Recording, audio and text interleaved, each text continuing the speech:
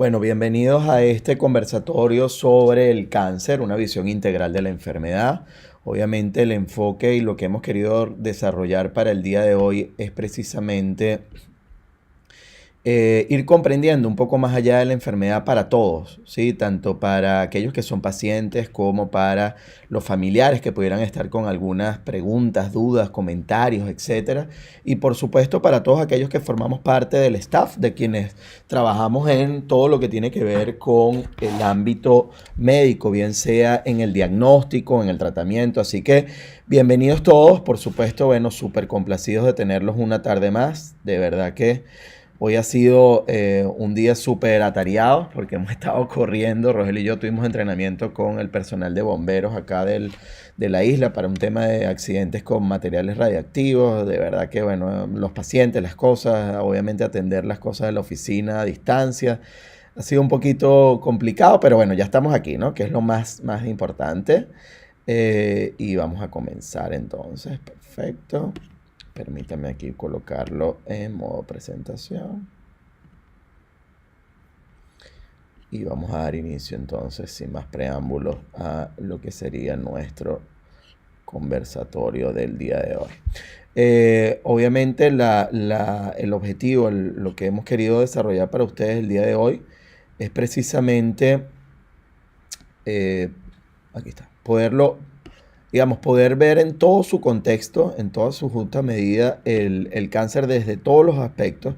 Vamos a abordar también temas súper interesantes que tienen que ver con los nuevos tratamientos, los nuevos diagnósticos, hacia dónde se mueve el mundo. Un poco también para comprender qué es lo que nos viene.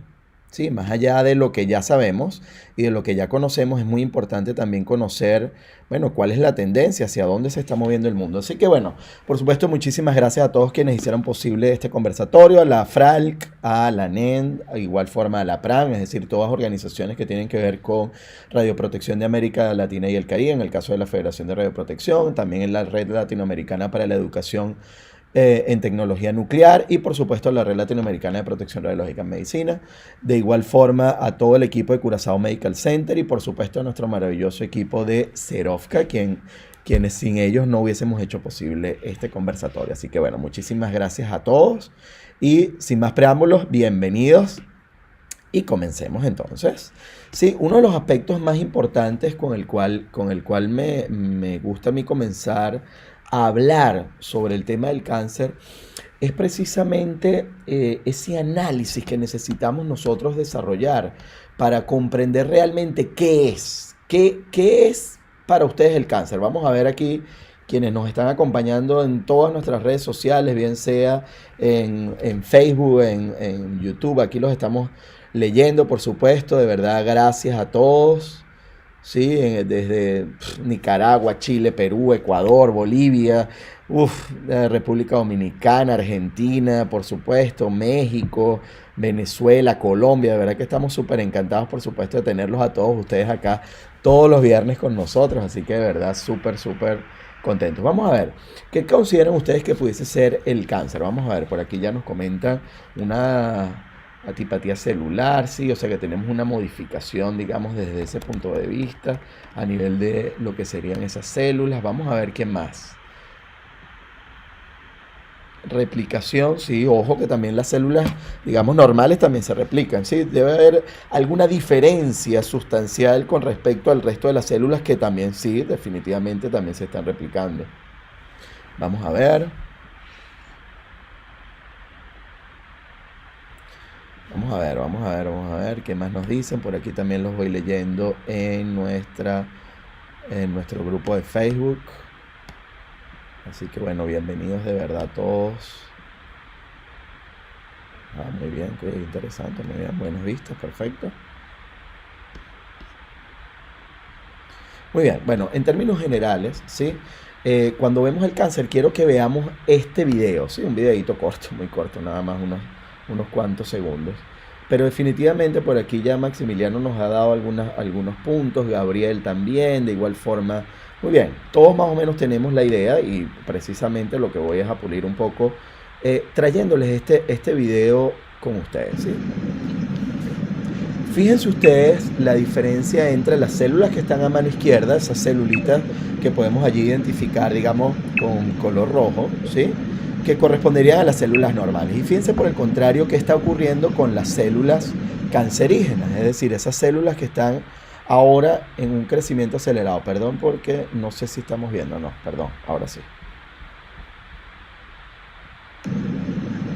Ok, fíjense bien, perdónenme, vamos a empezar nuevamente. Ok, aquí vamos.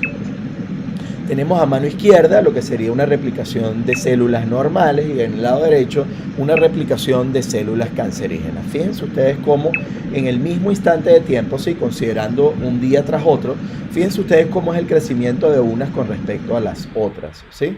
Entonces, ¿qué pasa?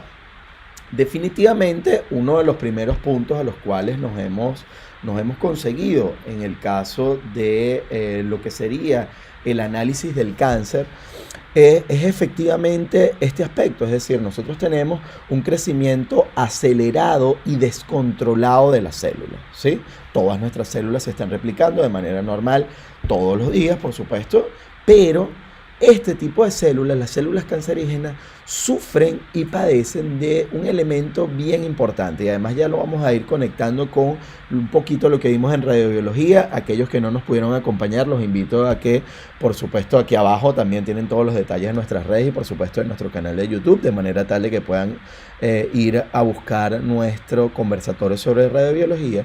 Pero vamos a ir conectando un poco entonces de dónde viene ese cáncer, es decir, qué produce que efectivamente las células comiencen a replicarse de manera descontrolada, de manera acelerada, y que efectivamente una vez que rompen lo que conocemos como la membrana basal, una lesión que inicialmente es una lesión de tipo benigna se convierte al romper esa membrana basal en lo que conocemos como una lesión de tipo maligna, ¿sí?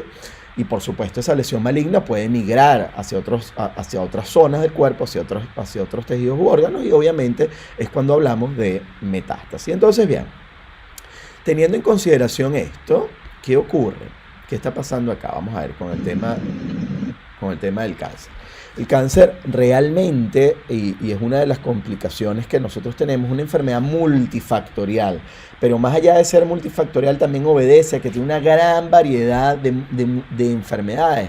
Digamos, más de 200 enfermedades conllevan el tema del cáncer. Por lo tanto, si bien es cierto, tenemos un punto en común que tiene que ver con ese crecimiento anormal y descontrolado de células, realmente es muy complicado su análisis y su tratamiento. Por eso es que, claro, la gente dice, bueno, pero ¿cómo estamos avanzando tanto en el diagnóstico y sin embargo seguimos fallando tanto a nivel del tratamiento?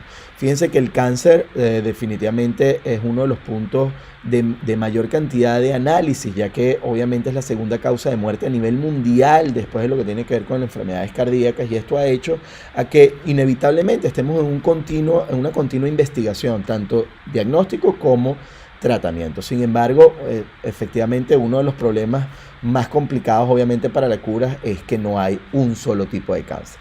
Esto es muy importante, sobre todo para aquellos que nos pudieran estar observando, aquellas pacientes, ¿sí? O aquellos familiares que tienen un paciente con cáncer, porque muchas veces nos damos cuenta que, oye, ¿por qué a fulanita, a una amiga o a una vecina le hicieron un tratamiento con estas características y a mí no? ¿Y por qué a fulanito le tocaron tantos ciclos de quimioterapia y a mí me tocaron más o me tocaron menos? ¿Sí? ¿Por qué a una persona pasa por una cirugía y yo no? Entonces hay muchísimas dudas al respecto y tiene que ver precisamente con el abordaje del cáncer. El cáncer además de ser diverso en términos de su composición y de qué áreas está tocando, también es diverso en términos de su temporalidad, es decir, en qué fase se encuentra, y es lo que nosotros conocemos como el estadiaje del cáncer. Es decir, a partir del volumen que ocupa o de la dimensión que tiene, así como también los lugares a los cuales ha podido no penetrar, evidentemente nos da entonces una visión integral de lo que sería el cáncer, de lo que sería esta lesión tumoral, y por supuesto cómo debemos hacer ese abordaje. Entonces, bien, recapitulando muy brevemente, en el caso de la radiobiología, cuando hablamos de la organización de los seres vivos, les recuerdo que por supuesto nosotros analizábamos el individuo, de allí sabíamos que un individuo está compuesto por varios sistemas, estos sistemas a su vez por órganos, ellos a su vez por tejidos y células, luego tenemos estructuras subcelulares y por supuesto llegamos entonces al ámbito molecular. Definitivamente en el ámbito atómico ocurren una serie de efectos que también hemos considerado y que lo hemos visto a nivel de nuestros conversatorios, pero lo más importante acá es qué ocurre a nivel de las moléculas. Y dentro de esas moléculas, dentro de esa radiobiología que en su momento estudiamos, una de las moléculas críticas e importantes para comprender de qué trata todo este tema del cáncer es precisamente el ADN. Sabemos que en ese ADN tenemos esa especie como de matrix, ¿sí? Toda la información genética, toda esa información, esos códigos que permiten a las células replicarse, mantener el funcionamiento y por supuesto conocer, bueno, sí, efectivamente esta célula va a realizar esta determinada tarea y esta otra va a realizar otra determinada tarea. Pero fíjense además, sí, que nosotros tenemos dentro de nuestra estructura celular, por supuesto, una serie de nucleótidos, una serie de bases nucleotídicas que están asociadas a estos nucleótidos y cuando estamos allí enfocados o analizando en el ADN, y recordemos que dentro de nuestras bases tenemos efectivamente la guanina, la citosina, la adenina y la timina. ¿Sí? Por otro lado, en el caso del ARN tenemos el tema del uracilo, sin embargo, en el ADN tenemos estas cuatro. Ahora bien, ¿qué es importante acá? Esa cadena de ADN no está sola, es decir, está muy compactada y eso compactado nos permite a nosotros disponerlo y tenerlo dentro de lo que conocemos como cromosoma y por supuesto esos cromosomas están a nivel de nuestro núcleo celular. Ahora bien, dentro, ¿sí? Y analizando efectivamente estos cromosomas, tenemos lo que conocemos como los telómeros, ¿sí?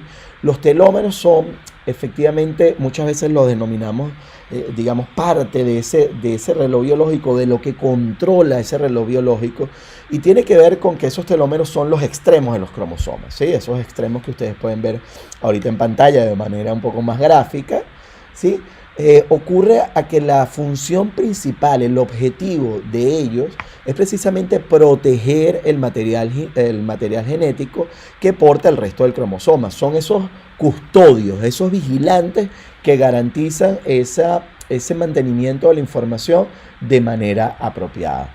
Ahora bien, ¿qué ocurre? Y que ha sido uno de los grandes avances, por supuesto, de la biología molecular y celular.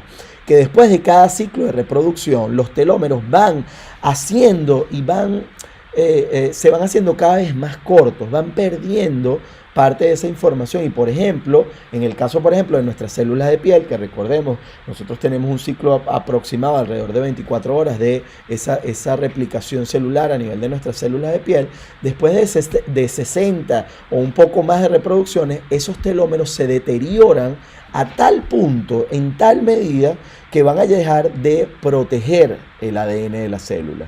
Y obviamente aquí comienza a deteriorarse, es decir, comienza a envejecer. Entonces, ¿qué ocurre? Que evidentemente en ese momento, ya una vez superado ese momento en el cual comienzan las replicaciones, de manera tal de que ese telómero se va deshaciendo, llega un momento en que ya deja de proteger al cromosoma. Ese tiempo, ese límite que establecemos desde que tenemos el 100% del telómero hasta que ya no cumple más su función, es lo que conocemos como el límite de Hayflick, ¿sí? Ese límite de Hayflick establece un tope máximo en lo que sería el ciclo de vida de ciertas células, ya que evidentemente una vez superadas, por supuesto, vamos a llevar a que las células mueran. Ahora, ¿qué ocurre en el caso de las células de tipo cancerígena? Que obviamente en ese caso no existe un límite de Hayflick.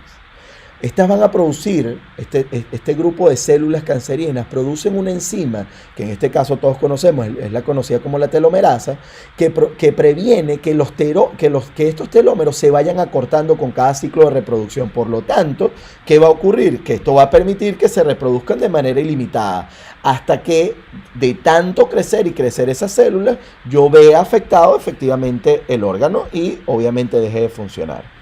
Entonces, fíjense ustedes cómo, desde el punto de vista de la biología celular, y por eso es que es muy importante, digamos, toda la conjunción que tenemos a nivel de el abordaje del tema del cáncer, ¿sí? El abordaje del cáncer ahorita es un abordaje multidisciplinario hoy más que nunca, siempre lo ha sido, pero hoy más que nunca, porque definitivamente, oye, me disculpas un poco, pero es que de verdad tengo un fuerte dolor de cabeza de varios días, pero bueno, definitivamente el tema de estas células cancerígenas, obviamente, al no disponer de este límite de Hayflick, va a permitir entonces definitivamente poder seguir creciendo. Y como les decía, es muy importante este trabajo multidisciplinario porque nos permite ver desde el ámbito biológico, químico, físico, incluso ya los matemáticos se están metiendo muy de lleno en todo lo que tiene que ver con el análisis de cáncer. Sí, por supuesto, el ámbito clínico sin lugar a dudas. Así como les hablo, digamos de que tenemos muchísimos cáncer, ¿sí? Uno de ellos que es muy sensible, sobre todo el caso de nuestras pacientes femeninas, obviamente es el cáncer de mama, ¿sí? Fíjense que uno de los puntos neurálgicos y que precisamente forman parte de nuestra conversación del día de hoy, tiene que ver precisamente con cómo yo detecto el cáncer, qué tipo de elementos y qué tipo de equipamiento, ¿sí? Con el uso de radiaciones ionizantes o no, yo puedo realizar el diagnóstico del mismo. Por supuesto que tenemos múltiples diagnósticos, entre ellos evidentemente todo lo que tiene que ver con, por ejemplo, la punción, y a partir de la punción tener un determinado tejido, mandar anatomía patológica y tener un resultado. Definitivamente también tenemos pruebas de laboratorio, etcétera. Tenemos una cantidad de pruebas, sí, sin lugar a dudas. Sin embargo, en este conversatorio nos vamos a concentrar en aquellos equipos y en aquellas, digamos, formas que tenemos para identificar, diagnosticar y tratar el cáncer a partir de las radiaciones ionizantes, ¿sí? Las radiaciones no ionizantes, algunos equipos que utilizamos en el caso de radiodiagnóstico. Sin embargo, en el caso de cáncer de mama es muy importante, fíjense, que por muchos años se dio el caso de la autoexploración o las campañas latinoamericanas del tócate, ¿sí? El tócate, por supuesto que es muy importante, evidentemente la autoexploración es maravillosa, sobre todo todas aquellas chicas que tengan menos de 35 años, evidentemente lo que es el ultrasonido y la autoexploración, así como la visita anual al ginecólogo, son fundamentales. Sin embargo, es muy importante la consideración de que cuando nosotros analizamos el cáncer de mama tenemos una región palpable, ¿sí? Cuando ya la lesión tiene una cantidad o un volumen importante, más del centímetro, pero tenemos una región oculta y es precisamente allí donde la mamografía juega un papel fundamental, porque podemos identificar lesiones muy pequeñas, cuando apenas están haciendo un conglomerado, por ejemplo, de microcalcificaciones, o vemos una masita muy pequeña, y esto lo podemos identificar es gracias a la mamografía. Esa fase preclínica es la que nos garantiza una mejor sobrevida de nuestros pacientes, ¿sí? El tiempo de duplicación aproximado de un cáncer de mama en términos globales es alrededor de 100 días, por lo tanto, si la mamografía es cada 365 días, definitivamente yo pudiera pasar perfectamente de una lesión en la parte oculta a una lesión palpable muy grande, la cual puede ser de difícil manejo, ¿sí? Y también es importante considerar que lesiones menores al centímetro garantizan en el 95% de los casos 12 años libres de enfermedad. Por lo tanto, tenemos que identificarlo en las regiones más pequeñas. Ahora, ¿cómo podemos utilizar y qué tipo de elementos tenemos a disposición para poder diagnosticar el cáncer? Por supuesto que, recordemos muy bien, si estamos hablando de que ya el cáncer tiene una implicación desde el punto de vista molecular a nivel de ese descontrol a nivel de los telómeros que permite entonces no disponer de ese límite de tiempo del telómero, sino que ahora pueden continuar replicándose y van a replicarse muy rápidamente y además aceleradamente, esto nos está obligando entonces a que debe haber en el futuro, ¿sí? Ya existe parte de eso y lo vamos a ver al final de nuestro conversatorio, pero en el futuro nuestra mayor tendencia va a ser ubicar diagnósticos, por supuesto, a nivel molecular, sin lugar a duda. Sin embargo, ¿qué tenemos hoy? ¿Qué herramientas podemos utilizar hoy para poder identificar lesiones tumorales? Definitivamente uno de ellos es el caso de la tomografía, por supuesto. En el caso tomográfico todos ustedes conocen, sin embargo aquí vamos a recapitular un poquitico. ¿cuál sería el principio físico de la tomografía? A ver, vamos a ver quiénes nos acompañan por aquí, ¿sí? Yo sé que tenemos un poquito de delay, así que les voy dando chance. Pero vamos a ver, ¿qué consideran ustedes que sería el principio físico de la tomografía? Vamos a ver qué opinan ustedes. Vamos a ver qué nos dicen en cualquiera de nuestras redes. Por aquí yo estoy atento con todas. Con casi todas también. Bueno, tengo también a Rogelio allí apoyándome.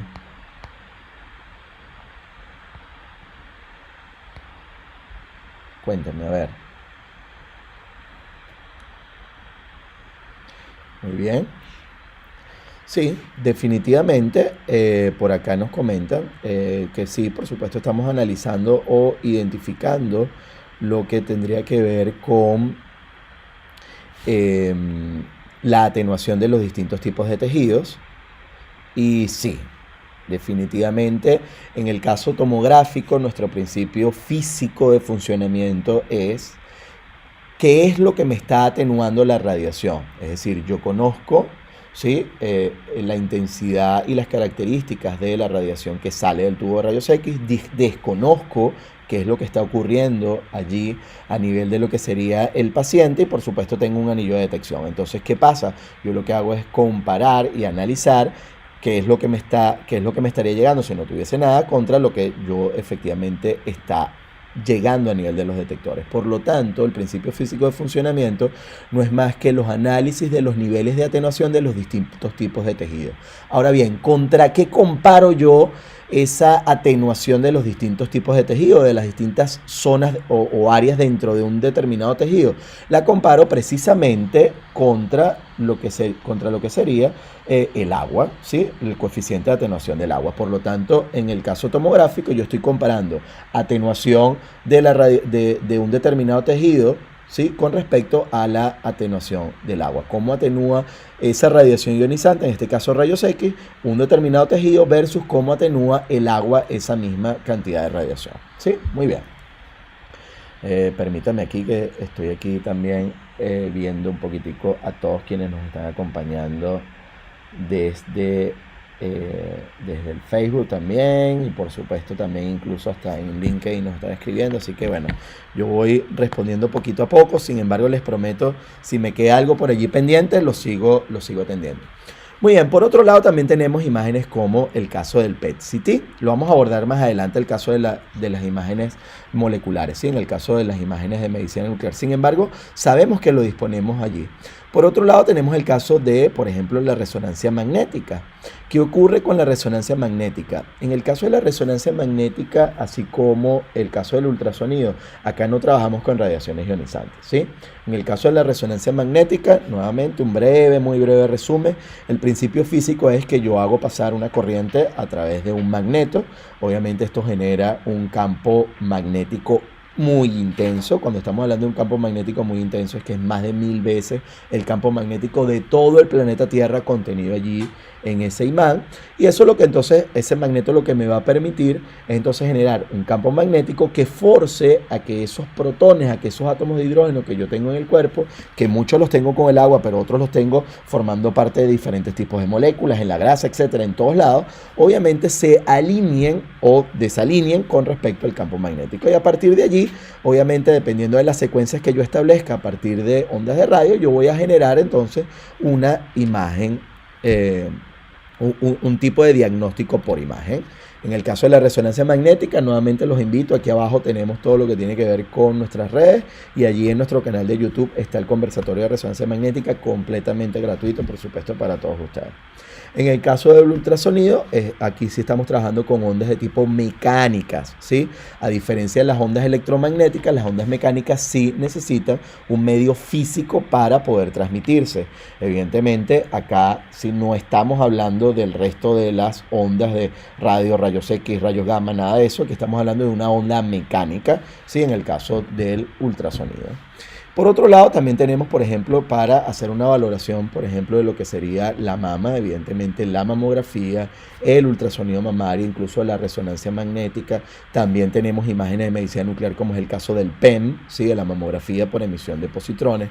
En todo caso, evidentemente, en el caso de la medicina nuclear, la veremos un poquitico más adelante, tiene funciones muy distintas desde el punto de vista de principios de funcionamiento. Sin embargo, ya hablamos de la resonancia, hablamos del ultrasonido. En el caso mamográfico, ¿qué ocurre? Yo también tengo ahora un equipo emisor de rayos X y por supuesto a partir de esa emisión de rayos X y tener un tejido mamario que esté lo suficientemente bien, con bastante buena compresión, me va a permitir entonces disminuir el grosor de la mama, por lo tanto requeriré de menor cantidad de energía para poder atravesar ese tejido mamario y de manera consiguiente entregaré menor cantidad de energía a ese tejido que es radiosensible y por supuesto veré entonces cómo están atenuando las diferentes estructuras que conforman el tejido mamario.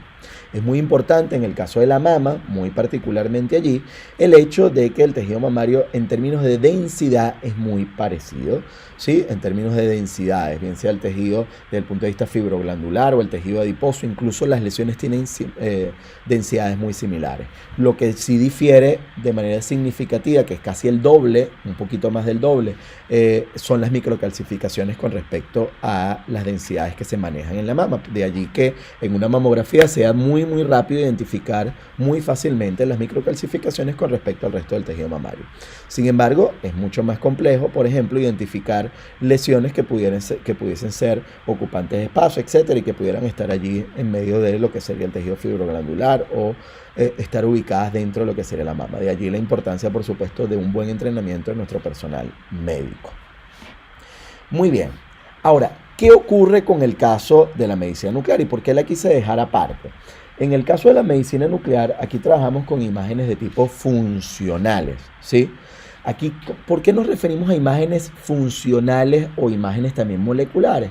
En el caso de imágenes funcionales nos referimos sencillamente porque estamos evaluando cómo está funcionando esa capacidad de metabolizar un determinado radiofármaco, un determinado fármaco unido a un radionucleido y cómo se incorpora, cómo están funcionando a nivel celular y molecular, qué está ocurriendo a nivel de esas células en el cuerpo.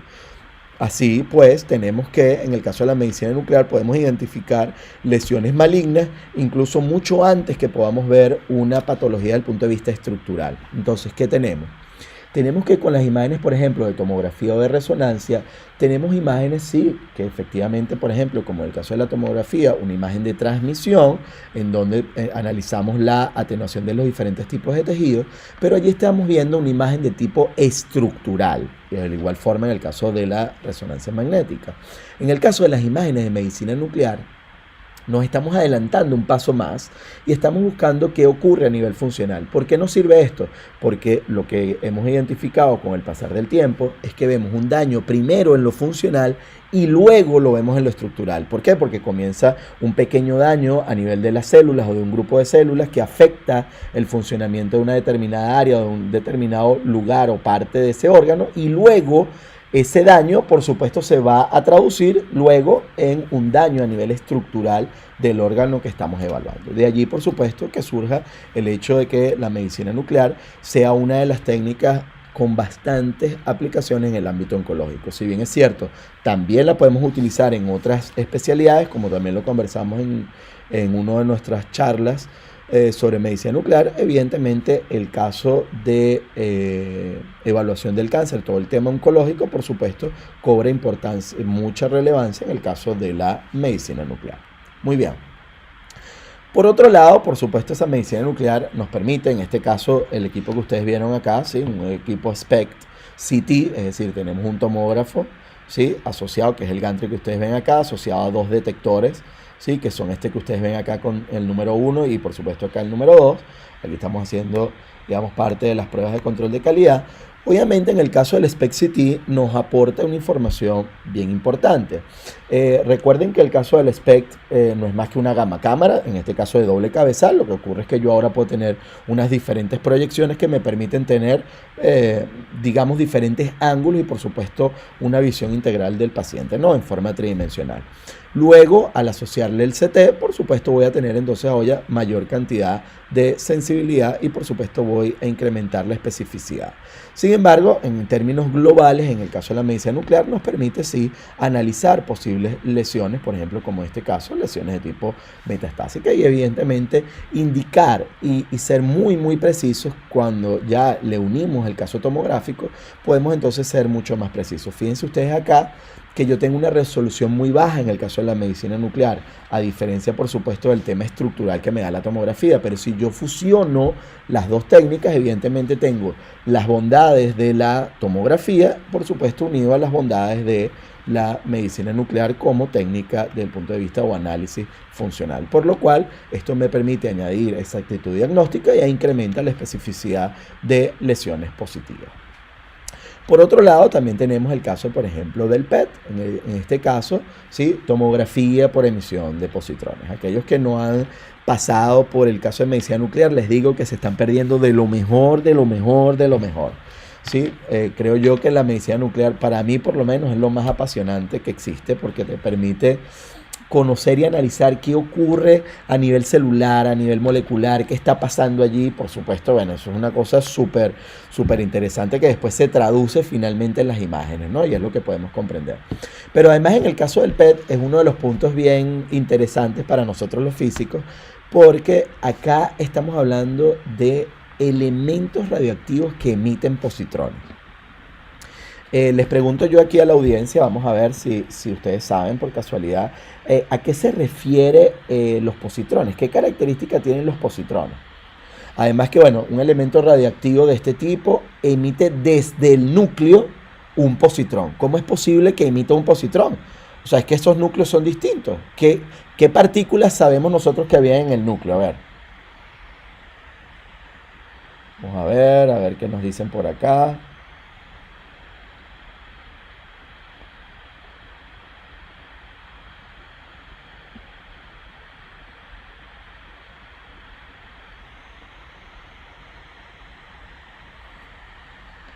Muy bien, perfecto. Sí, definitivamente, ¿qué es lo que está pasando?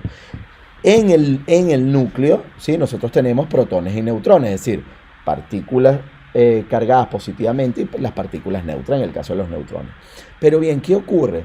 Que debido a la inestabilidad que hay en el núcleo, hay una posibilidad en la cual yo pueda, digamos, no quiero entrar en todos los detalles de la mecánica cuántica, pero imagínense que yo puedo desacoplar esas subpartículas y generar ahora una partícula que conocemos como la antimateria del electrón. Por eso es que a nosotros nos apasiona, ¿no? Nosotros los físicos siempre bien frikis pensando en cosas descabelladas. Sin embargo, miren cómo tenemos una aplicación perfecta. Es decir, ¿por qué la llamamos la antimateria del electrón? Porque tiene exactamente la misma característica que un electrón, pero con carga eléctrica positiva. ¿Qué ocurre cuando ese positrón, entonces, que es la antimateria del electrón, se consigue con un electrón de ese mismo átomo o de un átomo muy cercano? ¿Qué pasa cuando ese positrón se consigue con el electrón? En ese momento se aniquilan. Y cuando hablamos de aniquilamiento es que efectivamente se desintegra por completo, desaparece la masa y solamente queda energía.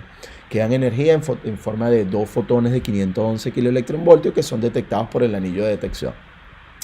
De esta manera confirmamos perfectamente la teoría de Einstein de que E igual por mc cuadrado, es decir, tenemos una relación entre la masa y la energía de manera directa y lo evidenciamos día a día en nuestros servicios de PET. De allí lo apasionante de este tema del caso del PET. ¿Sí? Estamos aquí entonces técnicamente probando o comprobando una de las teorías más lindas que hemos tenido, ¿no? Sabemos que la teoría de Einstein es mucho más amplia y que la ecuación es mucho más larga, pero en términos públicos y conocidos de manera de la cultura popular, sabemos, nos quedamos con esa E igual mc cuadrado.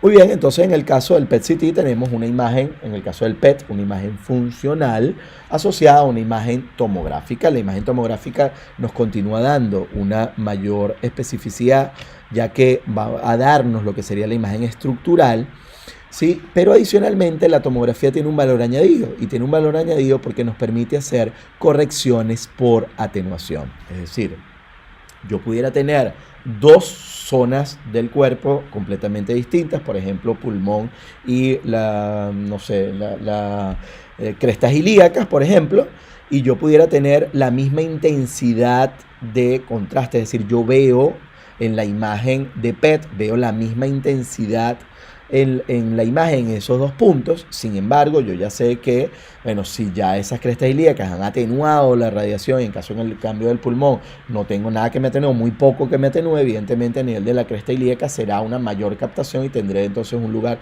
mucho mayor que cuando sea corregido a través de la imagen tomográfica, por supuesto la podré ver en conjunción. Este es el aporte que nos da la tomografía. Ahora, ¿qué pasa con la imagen PET y qué ocurre con esa aplicación clínica? Acá lo importante, uno de los elementos más utilizados es el caso del flúor 18 asociado a lo que es la FDG, ¿sí? La fluorodeoxiglucosa no es más que un análogo de la glucosa, tanto es así que utiliza incluso hasta la misma ruta de metabolización de la glucosa, los mismos transportadores, ¿sí? Y al utilizar estos transportadores GLUT, ¿sí? Obviamente, ¿qué ocurre? Que por supuesto voy a analizar entonces cómo está metabolizando la glucosa ese organismo, ese cuerpo. Por supuesto, nosotros sabemos que la metabolización de la glucosa va a tener una biodistribución normal en donde el corazón va a estar, por supuesto, consumiendo azúcar, ¿sí? Aunque alguna de las chicas crean que o hay otros u otras que no tienen que tienen un corazón de piedra y que obliga a que no se esté moviendo, ¿sí? O que, por ejemplo, también el cerebro, ¿sí? Que está continuamente trabajando, aunque a veces creamos que hay gente que no lo está utilizando, sí, lo estamos utilizando todos, y definitivamente cerebro y corazón son uno de los grandes consumidores de glucosa, por lo cual los vemos inmediatamente bien captantes de este tipo de material radiactivo. Si bien es cierto, ese es una de las, digamos, de los órganos que normalmente vamos a ver con una alta captación, también vamos a tener la vía de excreción o la vía de eliminación natural del radiofármaco, en este caso por la vía urinaria, así que por supuesto vamos a ver los riñones, catéter, etcétera, evidentemente la vejiga, donde vamos a depositar, por supuesto esto es completamente normal, ¿sí?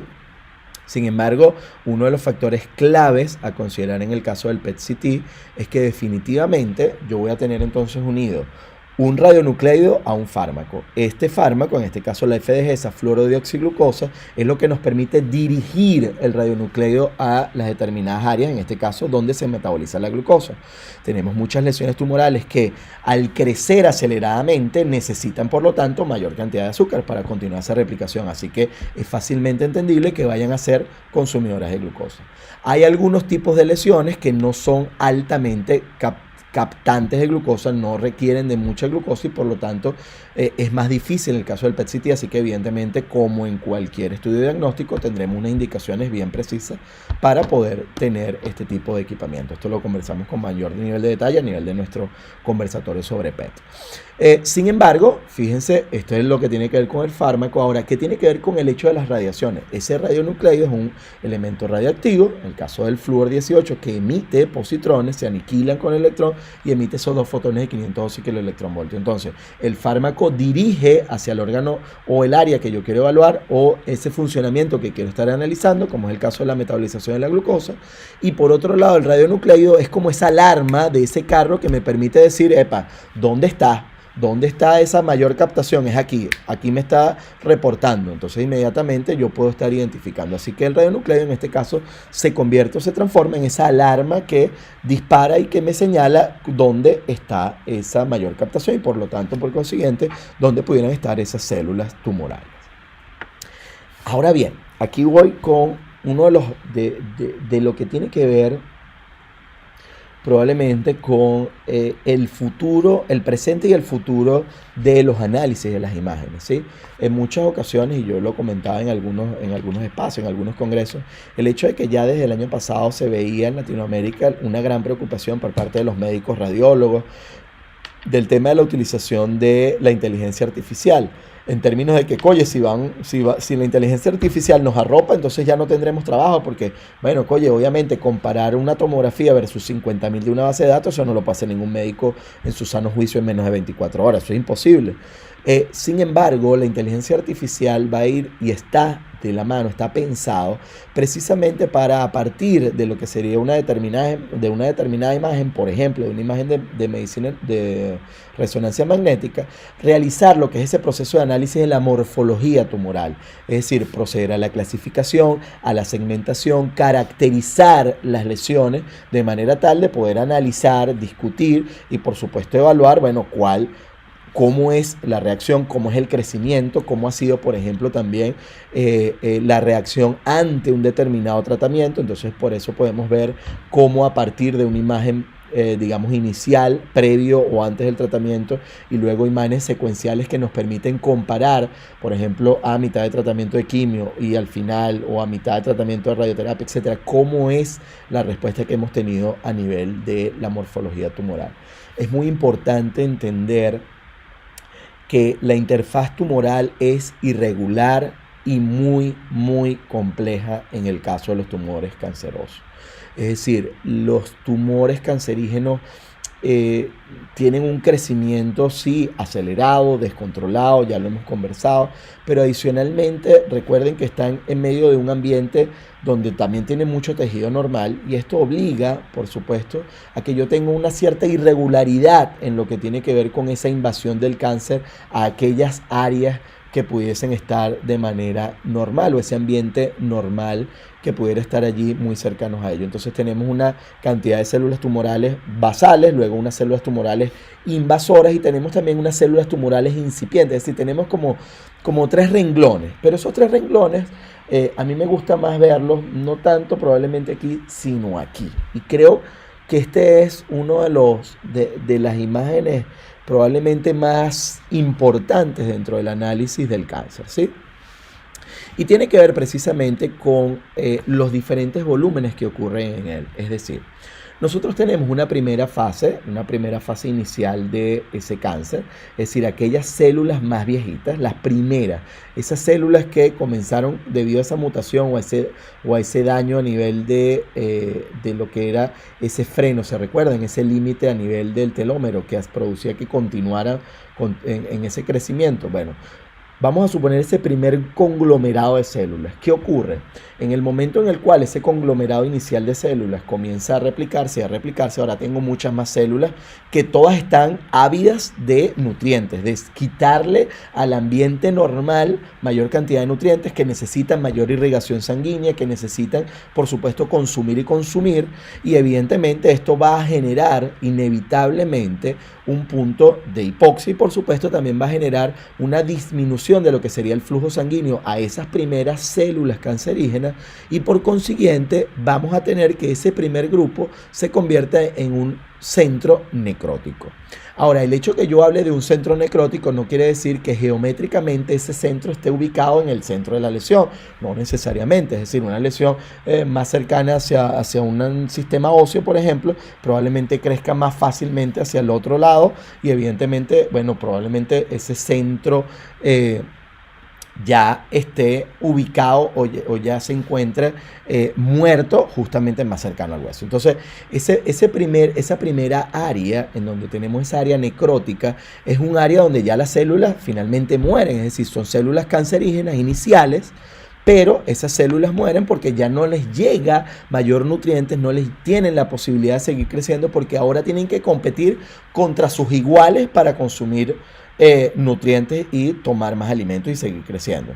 Mientras que las células que están más hacia afuera, por supuesto, tienen que competir contra las células normales. Es muy fácil. Es como que si yo tuviese demasiada hambre y yo fuese a competir contra un niño de 5 años para quitarle la comidita. Entonces, bueno, es mucho más rápido, mucho más fácil, mucho más agresivo lo que puede hacer la célula cancerígena que la célula normal. Entonces, ¿qué pasa? Nosotros tenemos una región que pudiera ya estar necrótica, luego sí, efectivamente tenemos una región, sí, que si la comparamos entonces nuevamente con esta, hablaríamos de esas células tumorales invasoras que efectivamente están en el borde entre lo que sería el tejido normal y lo que serían esas células tumorales basales, y finalmente tenemos unas posibles células tumorales incipientes que muy pequeñas están por allí, ubicadas, diseminadas muy cercano allí, que es lo que nosotros conocemos como esa región subclínica. No está en el borde, que sabemos que, bueno, este es el borde, que serían estas células tumorales. Sin embargo, alrededor de ese borde hay células incipientes que son también células cancerígenas. Entonces, a partir de allí, ¿qué ocurre? A partir de allí se delimitan los volúmenes, en el caso ya no del diagnóstico, sino en el caso del tratamiento, delimitamos los volúmenes a partir de, bueno, cuál es el gross tumor volume, es decir, ese volumen tumoral que podemos ver a nivel macro, ¿sí? Lo identificamos, lo marcamos, y luego, a partir de allí, entonces establezco, sí, efectivamente, lo que conozco como el CTV, como ese Clinical Tumor Volume, y por supuesto le añado ahora un margen. Y ese margen, ese PTV, ¿sí?, que es el Planning Tumor Volume, tiene que ver con dos aspectos fundamentales. Uno, garantizar un margen de seguridad que garantice, digamos, esa cobertura de esa región subclínica que también muchas veces, dependiendo de los protocolos, sea el europeo o el americano, tendrán ya en su consideración el CTV.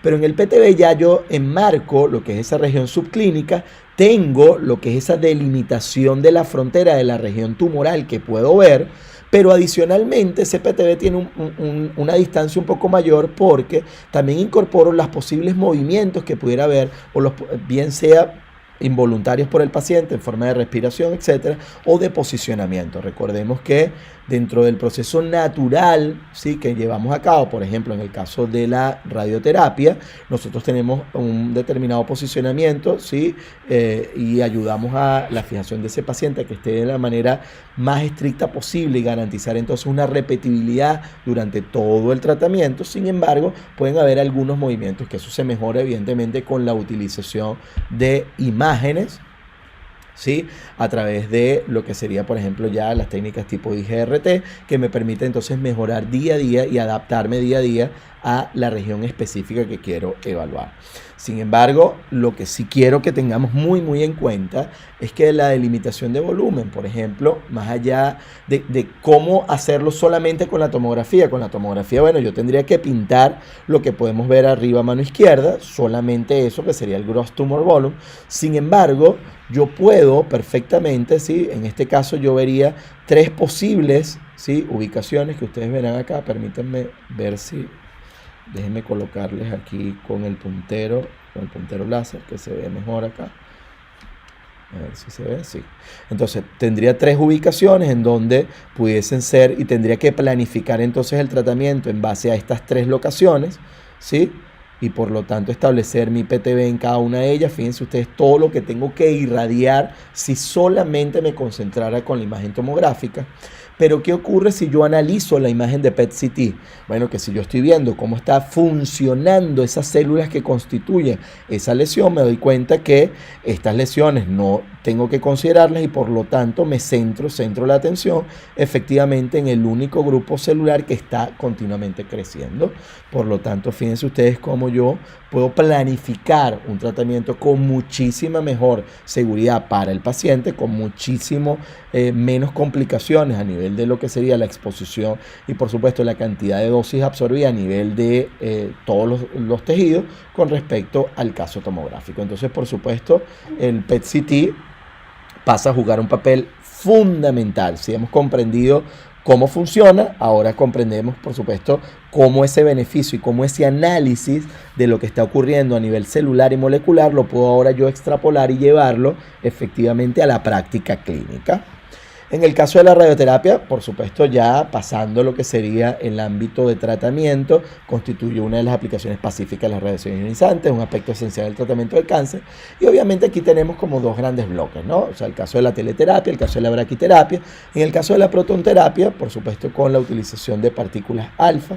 En el caso de América Latina todavía no disponemos de equipos como este. Sin embargo, obviamente necesitamos, por supuesto, para el caso de protonterapia, disponer de emisor de partículas alfa, ¿sí? Por lo tanto, allí necesitamos sí, disponer de un ciclotrón asociado al equipo que nos garantice disponer de estos elementos y, por supuesto, bueno, todo el conglomerado y el aditamento es sumamente distinto. Por otro lado, también tenemos incluso equipos como el Unity en el caso de un resonador unido a un equipo de radioterapia de manera tal de hacer una valoración y una exploración de resonancia magnética para brindar el tratamiento. Luego, o sea, para poder evaluar el paciente y dar el tratamiento a partir de la emisión, ¿sí?, de rayos X. Luego tenemos el caso de la tomoterapia, ¿sí? Es como una especie de tomógrafo, pero mucho más amplio, en términos de que nos permite realizar la tomografía y, por supuesto, también brindar un tratamiento.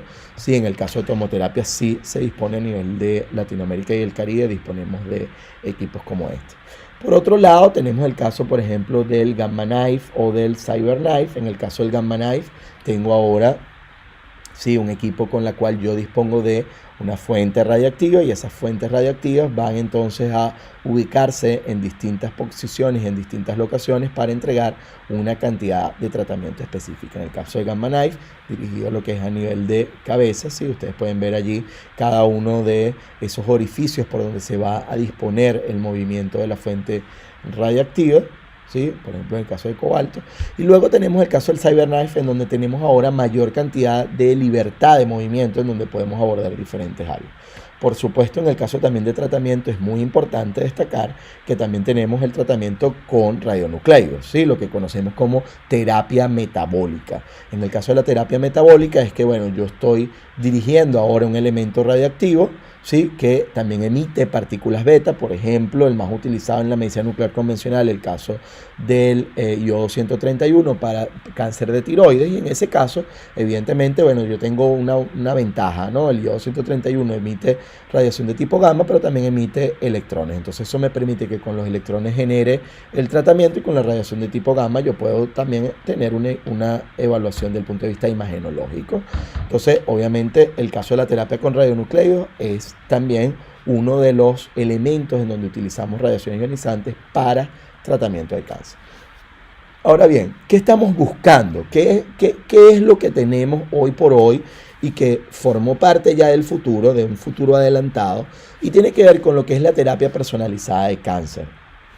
Es decir, miren, hasta hace 30 años, ¿sí? Los tratamientos, por ejemplo, con radioterapia eran muy básicos. De igual forma, el caso incluso hasta de la quimio. Es decir, teníamos como un estándar en términos de que, bueno, ya listo, tiene cáncer, bueno, vamos a realizar. Y obviamente en los inicios de la radioterapia era aún peor, ¿no? Teníamos una dosis eritema.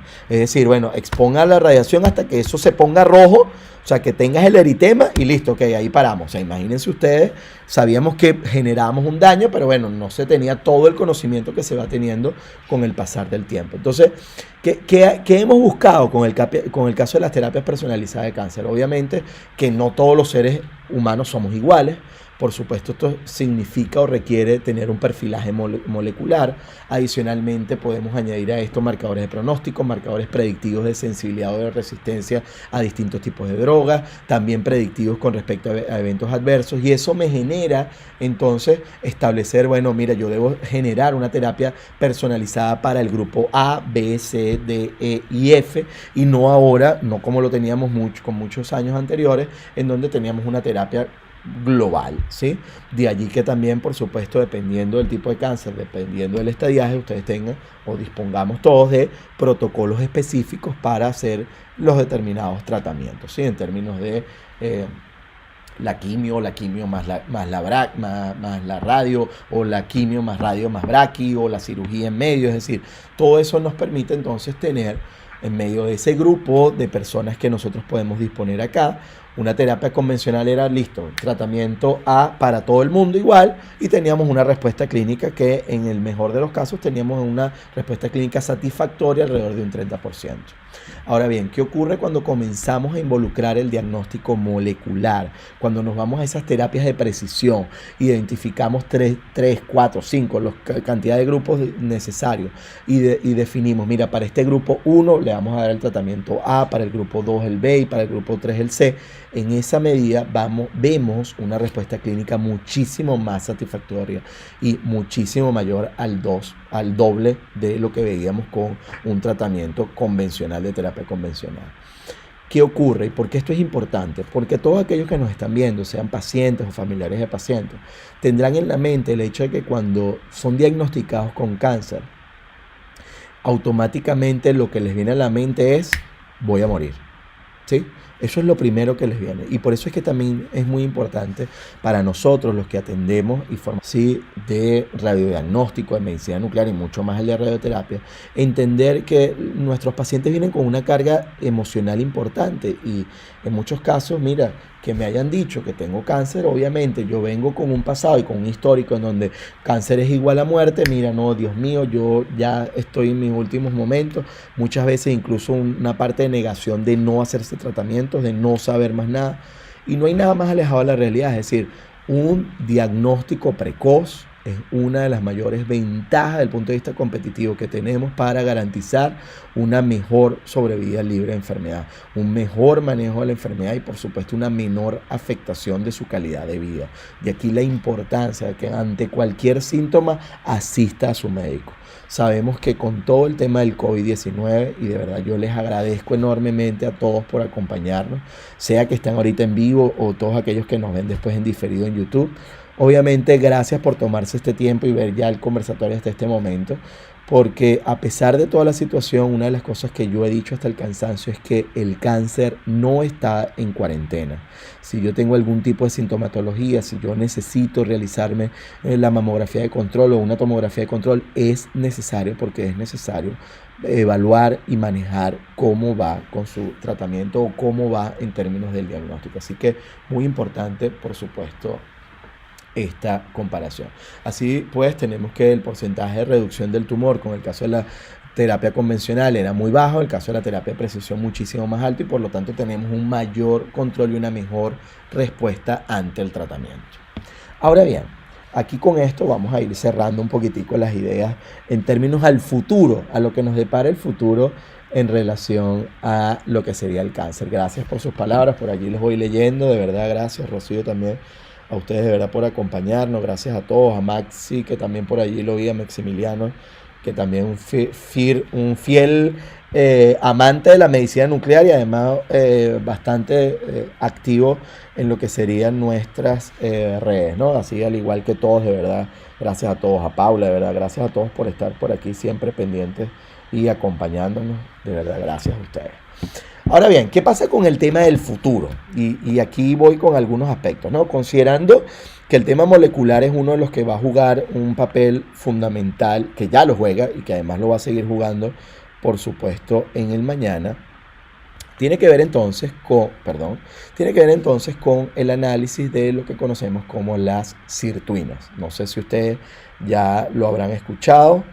Sí, el caso de las sirtuinas son una familia de proteínas celulares encargadas de lo que es la regulación celular y la expresión génica o genética. ¿Qué ocurre acá?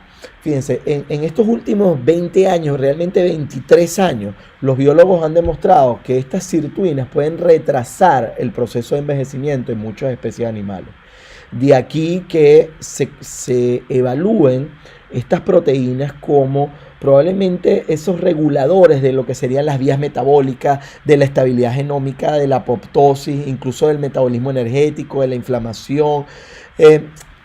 A ver, si estas proteínas pueden controlar las vías metabólicas e incluso el llevar o no a una célula apoptosis, por lo tanto van a poder controlar evidentemente las vías de longevidad, la respuesta entre un estrés oxidativo, entonces al final estas sirtuinas, estas proteínas se convierten o se han convertido, se han asociado a lo que son una diana terapéutica para distintos tipos de patologías y por supuesto el tema del cáncer, porque bueno, si pudiésemos abordar y analizar este caso de proteínas que controlan efectivamente este proceso de envejecimiento, bueno, evidentemente pudiéramos entonces hacer que estas células que van perdiendo información con el pasar de los tiempos y que entonces pudiesen ser más sensibles ante una afectación externa, por ejemplo con radiación y generar un cáncer radioinducido, bueno, puedan ser controlados gracias al manejo de este tipo de proteínas. Entonces, las sirtuinas definitivamente pasan a ser un punto o tener un papel protagónico en lo que sería el futuro y el análisis, no solo del cáncer o del tratamiento del cáncer, sino también incluso de las terapias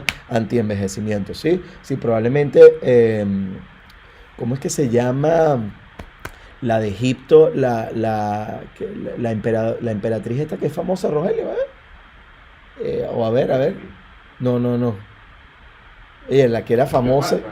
¿Cómo? Cleopatra, por supuesto.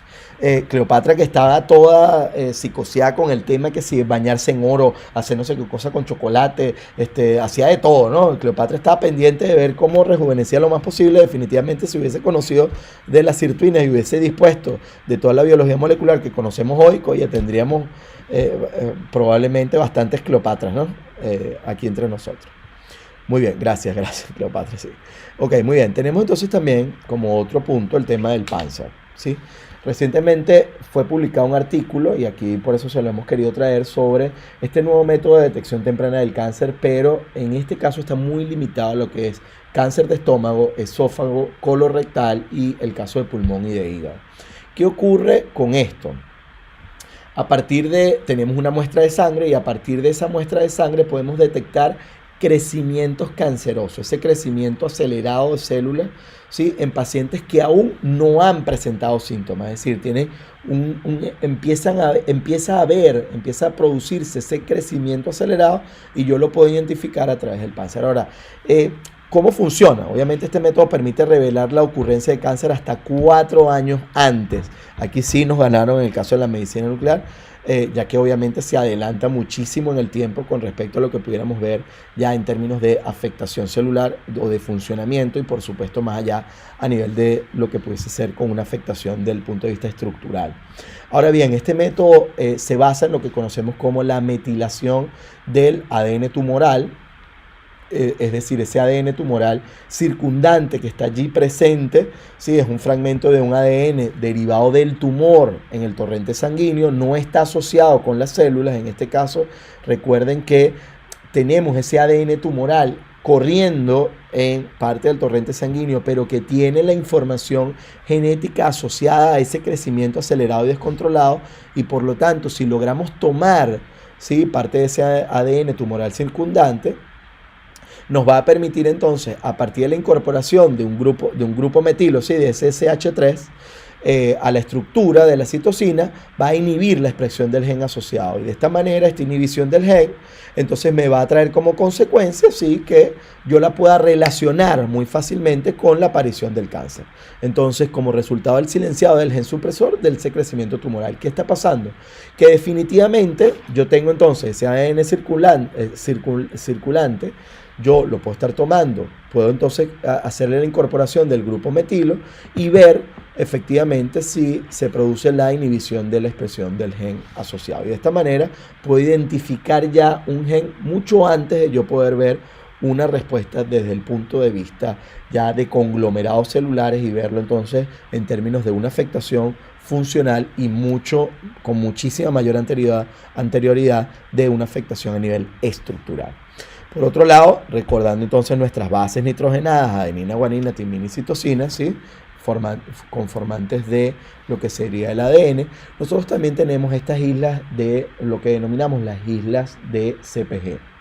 En la molécula de ADN, si cada uno de estos nucleótidos, ¿sí?, tuviese la misma probabilidad de ocurrencia en una secuencia, bueno, se esperaría que, bueno, si tenemos esa cantidad de adenina, citosina, guanina y timina, bueno, yo tenga entonces un 25%, ¿verdad? O sea, una cuarta parte de igual forma de probabilidades de ocurrencia en términos de daño a nivel del ADN. Sin embargo, existen regiones en las secuencias donde se presenta una alta concentración de CpG, que es lo que nosotros conocemos como dinucleótidos CpG. Son pares citosina-guanina enlazados por grupos fosfato. Desde el punto de vista químico, esta es su especificación más estricta. Sin embargo, desde el punto de vista más comercial o más divulgativo, lo llamaremos como islas CpG, difiriendo obviamente en este caso sustancialmente de lo que sería la concentración observada en el resto de la secuencia. Entonces, ¿qué pasa? En ese momento en el cual nosotros podemos identificar estas islas están relacionadas a la presencia de genes y pueden servir como agentes identificadores, ya que van a ocurrir con frecuencia muy cerca de lo que serían las regiones promotoras de los genes. Entonces, una región promotora en general es la secuencia que está justo al lado de la secuencia donde un gen comienza a hacer su transcripción. Entonces, ¿qué pasa? En términos globales, el método Panzer se va a basar entonces en la detección de lo que es la metilación del ADN tumoral circulante. Y de esa manera el ADN tumoral circulante es un fragmento de ese ADN derivado del tumor, lo que sale del tumor y que está en el torrente sanguíneo que no está asociado con la célula. De esta manera, entonces, a partir de la metilación de la citosina, podemos identificar este tipo de lesión. Pero como si fuese poco, ¿sí? Porque el tema químico siempre es interesante, sin embargo es muchísimo más interesante cuando comenzamos a hablar de nanobots. ¿Sí? Cuando uno empieza a hablar de esto, y si yo se lo comento a mi hijo Andrés, lo primero que me va a decir es: papá, eso te parece, es a la comiquita esta de grandes héroes, ¿no? De los nanobots y tal, que el chamito japonés llegaba y construía una cosa y tal. Pero bueno, esto no es lo que estamos hablando aquí. En este caso, cuando hablamos de nanobots, sí nos referimos a que son muy pequeños, ¿sí? Unos robots muy, muy pequeños, cuyo tamaño varía entre 1 y 100 nanómetros, es decir, 10 a la menos 9 metros. Los científicos han explorado y continúan explorando diferentes aplicaciones a estos nanobots, tanto en medicina como en el tema de la salud. Una de ellas, por supuesto, el combate del cáncer. Pero bien, fíjense, este tema de los nanobots también va asociado no solamente a dirigir un robot que pueda llegar a destruir una determinada célula cancerígena, sino que también tenemos lo que conocemos como nanopartículas magnéticas, ¿sí? ¿Qué está pasando? Nosotros tenemos una tecnología muy moderna en términos de ese campo que tiene que ver con la nanotecnología. Incluye, por supuesto, desarrollo desde nanopartículas hasta nanobots, ¿sí? Que podemos utilizar perfectamente en el tema oncológico. Pero lo importante de las nanopartículas magnéticas es que van a permitir incluso, primero, poder ser transportadoras de drogas, primer punto. Es decir, podemos llegar específicamente el determinado fármaco hasta el lugar preciso a nivel de la célula que queremos inyectar y que queremos colocar esa droga en particular. Pero adicionalmente podemos además generar calor. Y esa generación de calor localizado, que es lo que conocemos como hipertermia, va a poder generar lo que conocemos como la terapia antitumoral en términos de hipertermia. Es decir, yo puedo generar en más, digamos, de 41 grados, entre 41 y 47 grados centígrados, con lo cual llevo a la muerte de la célula muy localmente. Fíjense ustedes, una direccionalidad perfecta hasta llegar a la célula tumoral. Ya no, aquí estoy tratando completamente de salvaguardar todo el resto de células buenas que pudieran estar en la periferia, no afectarlas, y de esta manera disminuyo lo que pudiesen ser efectos desde el punto de vista sistémico, ¿no? Así pues, también tenemos que el desarrollo de nanoplataformas que incorporan nanopartículas magnéticas van a representar evidentemente una nueva estrategia, tanto para el diagnóstico como para lo que será el tratamiento del cáncer. Ahora bien, ¿qué pasa?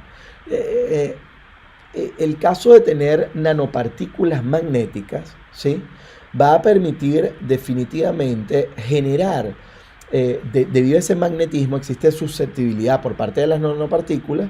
Obviamente van a exhibir una susceptibilidad magnética y por lo tanto yo las voy a poder manipular, yo las voy a poder orientar y controlar mediante un campo magnético aplicado de manera externa, y por consiguiente entonces, dependiendo de cómo yo dirija el campo, yo podré dirigirlas, controlar a estas nanopartículas. De allí esa importancia. Por otro lado, sí, por allí en algún momento nos comentaba el tema que sí, de crioterapia, etcétera. El caso de crioterapia y de otras técnicas, obviamente lo que pasa es que afectan desde el punto de vista sistémico a otros tejidos, ¿no? Estamos aquí hablando del futuro, lo que se está desarrollando hoy por hoy a nivel de lo más pequeño. Ya no ni siquiera estamos a nivel celular, estamos, fíjense ustedes, en el orden de 10 a la menos 9 metros. Obviamente estamos en el nivel de los nanómetros, ¿sí? Entonces, en este caso, sí, en el caso de las nanopartículas magnéticas, obviamente el núcleo magnético, debido a esas propiedades intrínsecas, va a poder, digamos, lo vamos a poder utilizar y funcionar como un agente incluso para contraste en el caso de resonancia magnética. Lo vamos a poder generar para generar calor en el caso de hipertermia o para administrar fármacos o drogas directamente al lugar particular. Entonces, por supuesto, tenemos muchísimas ventajas.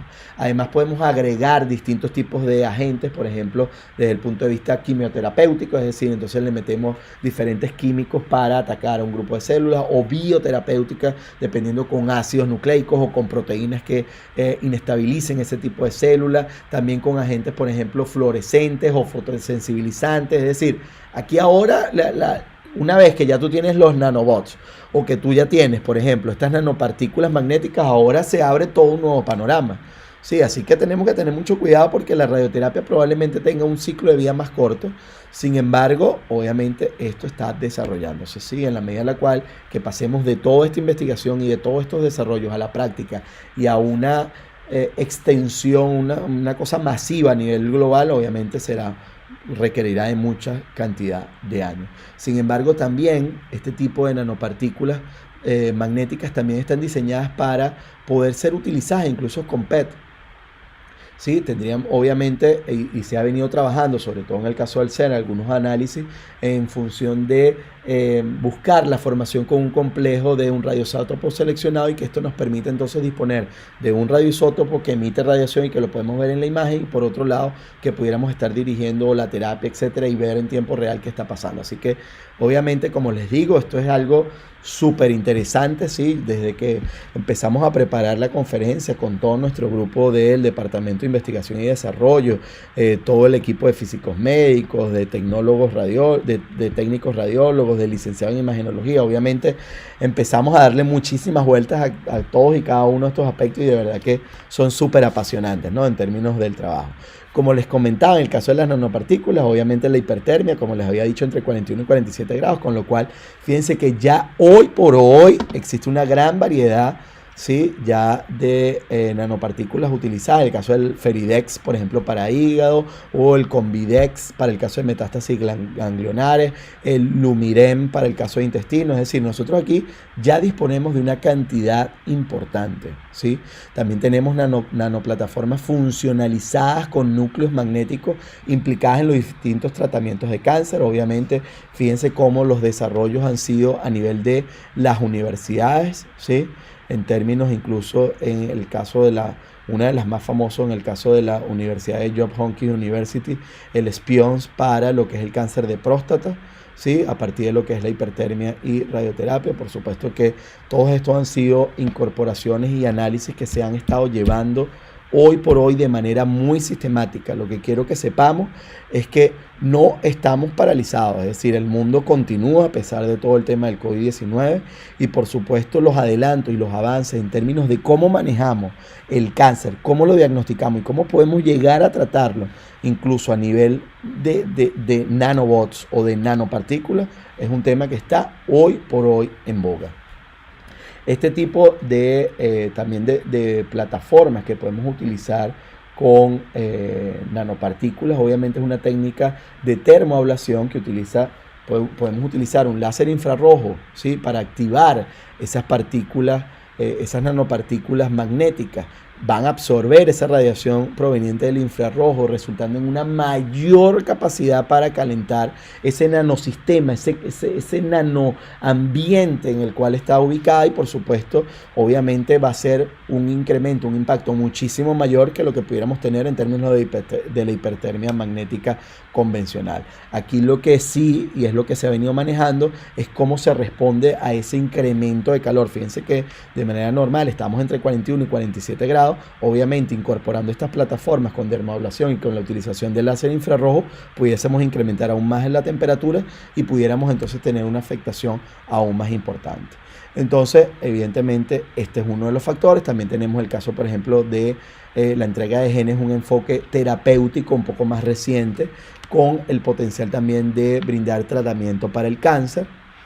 Obviamente, en este caso, lo que buscamos entonces, a partir de estas nanopartículas, llevar lo que pudiese ser la entrega de los genes requeridos, ¿sí? De esta manera, tenemos distintos tipos de nanoplataformas magnéticas ya optimizadas para lo que sería, por ejemplo, el tema del análisis genético o de las implicaciones desde el punto de vista genético, y de esta manera también cuáles serían sus aplicaciones para el punto de vista terapéutico, con qué se acompañan para generar un mayor impacto y un mayor daño, ¿sí? En este caso, las mayores investigaciones que se han desarrollado en este tipo de nanoplataformas tienen que ver a nivel de mama y a nivel cerebral. Eso es lo más importante. Por supuesto, también tenemos un poco el tema de hígado, sin embargo ha sido muy leve. Lo más importante aquí, mama y cerebro, ha sido lo que ha manejado todo lo que tiene que ver con estas plataformas.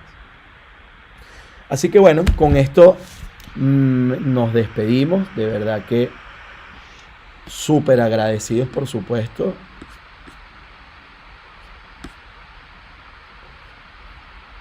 con todos ustedes que nos han acompañado maravillosamente en la tarde noche de hoy. Y además, bueno, les quería preguntar a ver si por allí habían algunas dudas, algunos comentarios que quisieran hacer. Obviamente aquí estamos siempre dispuestos a escucharlos, así que las pantallas son suyas, ¿sí? Los chats también, así que si hay algún comentario, lo que ustedes quieran comentar, hablar sobre el tema del cáncer, en el diagnóstico, en el tratamiento, si están trabajando en alguno de los servicios, si han visto algo bien particular, estamos aquí para escucharnos.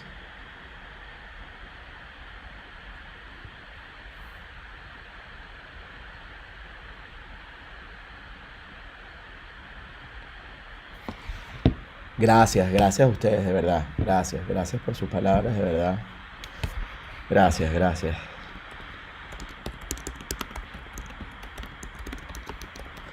Por supuesto, no me queda más también que invitarlos, ¿sí? Sin lugar a duda, a que nos sigan acompañando, por favor, en todas nuestras plataformas y en nuestras redes sociales.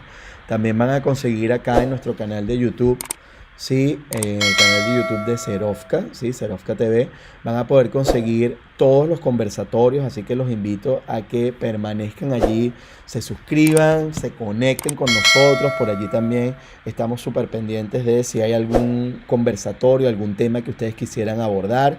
Por supuesto que estamos aquí atentos para ustedes.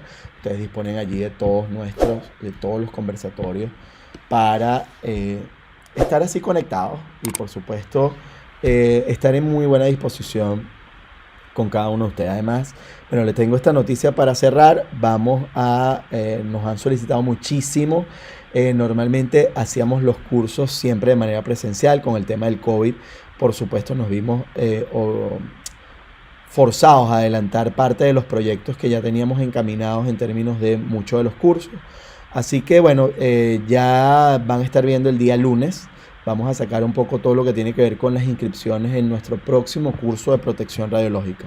Un curso de protección radiológica de 50 horas en donde abordamos todas las áreas: rayos X, mamografía, tomografía, arco en C, todas las áreas de radiodiagnóstico, ¿sí? Y por supuesto, bueno, el abordaje de la radiobiología, de los principios físicos involucrados, todo eso. Así que muchísimas gracias y los esperamos entonces a que nos sigan acompañando y por supuesto que también se nos vayan uniendo a estos cursos que ya vienen por allí y que bueno, que esperemos que les gusten cada vez más. Así que bueno, así como comenzamos, por supuesto, también nos vamos con muy buena música y de verdad me despido con el mayor de los gustos y esperándolos entonces por verlos el próximo viernes, ¿sí? Sin falta, el próximo viernes además vamos a tener un conversatorio de lujo. Lo vamos a tener con Simone, ¿sí? Físico médico de Brasil, especialista del Organismo Internacional de Energía Atómica, ha estado encargada de múltiples proyectos de la OIEA, proyectos ARCAL, y vamos a hablar sobre controles de calidad